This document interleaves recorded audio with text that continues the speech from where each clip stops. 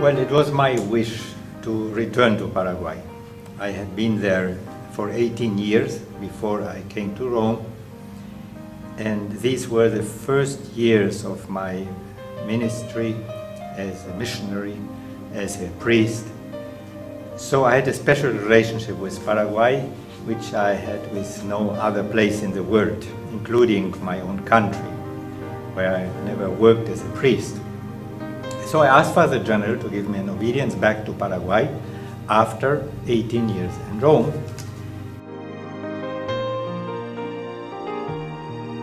It has been very healthy to be back into ordinary ministry, just working in formation with our scholastics, a small group of scholastics, there were 5 at the maximum.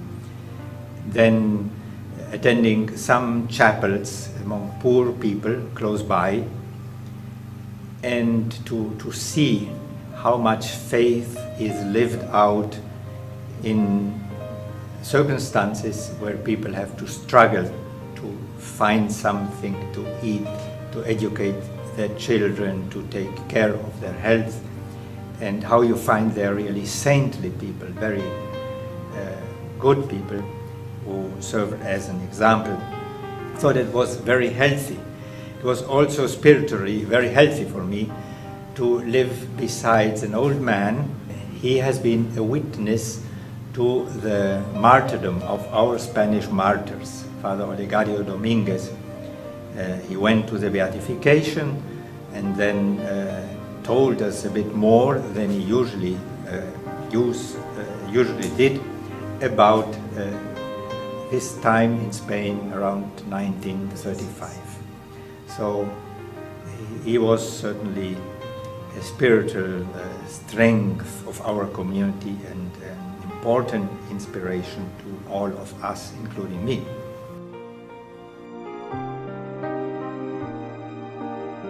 It's true that our nuncios, after 3 years or so that I was in the country back, he asked me a question about that possibility, if I would be ready to serve as a bishop. I said, look, I am very happy where I am, but I won't say no to anything the church asks of me. And then one day, out of a sudden, he tells me informally,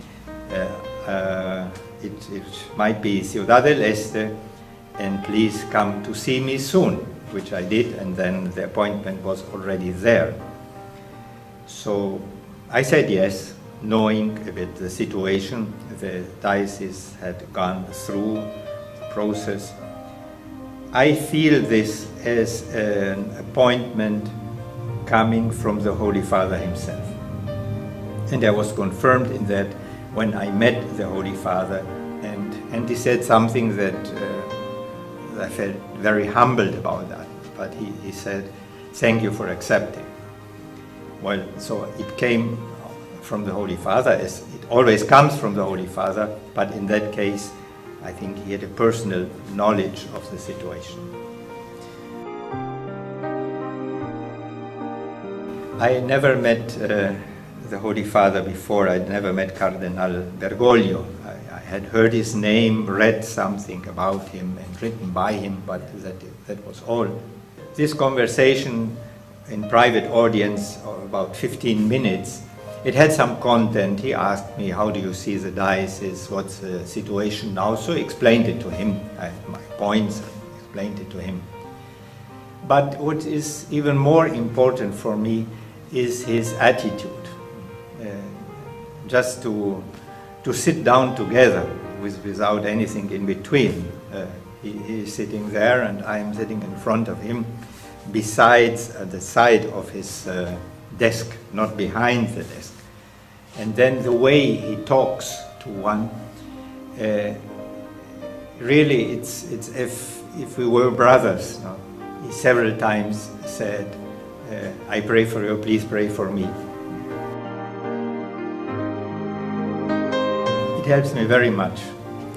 I feel that the oblate formation I had helped me a lot.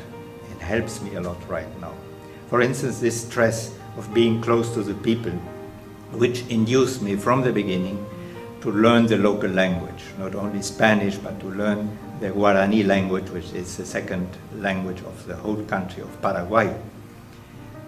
Also, this attitude of many oblates to visit with people, to be there in their homes, to talk with everybody. The youth missions, which is a transformed way, a new way of doing mission preaching as the founder did. And this way of going where the church is not present normally. All this helped me a lot to be now also close to the people, being a foreigner, but they don't perceive me too much as a foreigner. And then, of course, the experience in leadership in the congregation also helped me a lot. I had seen many situations in many countries, so you can draw parallel lines and say, well, this is similar, and you have already an idea what could be among the possible answers.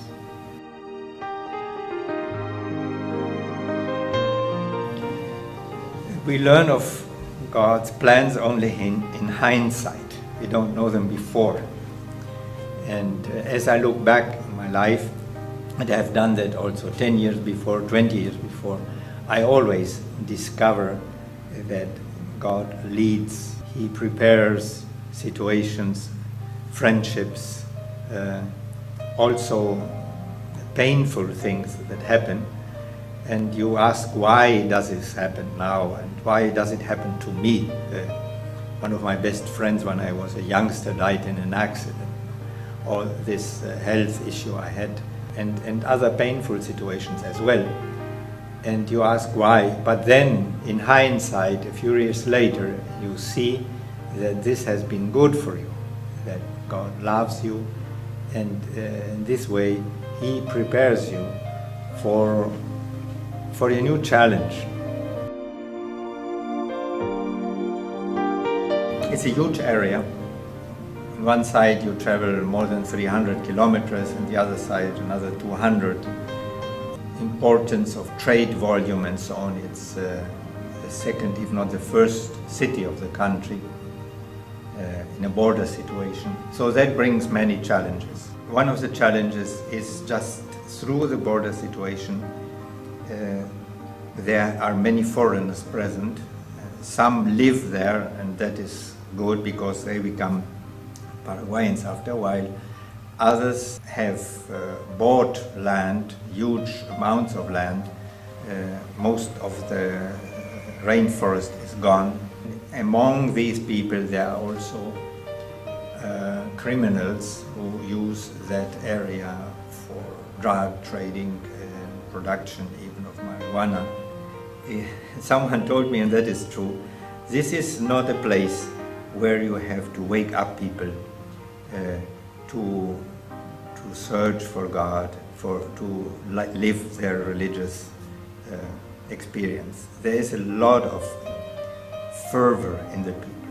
The challenge is to live together in harmony and to find ways how all these groups can live but peacefully. And what I want to contribute as an oblate is that we become even more a very missionary diocese. Well, let me say it in 3 words, which I always would say. Prayer, community, mission. Prayer, our constitutions and rules ask us to give time to prayer.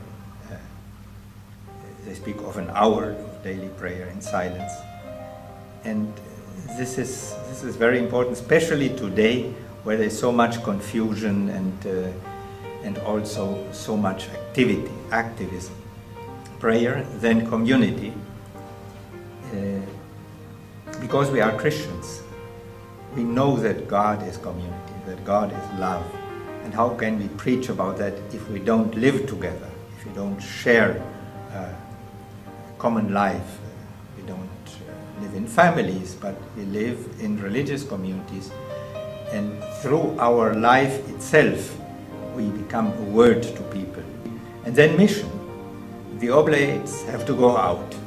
They have to go to places where others wouldn't go.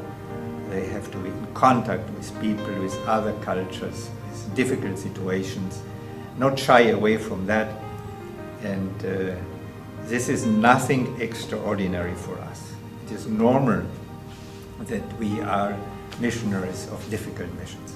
So this is a bit very summarized message, or short summary even, I think, of our charism.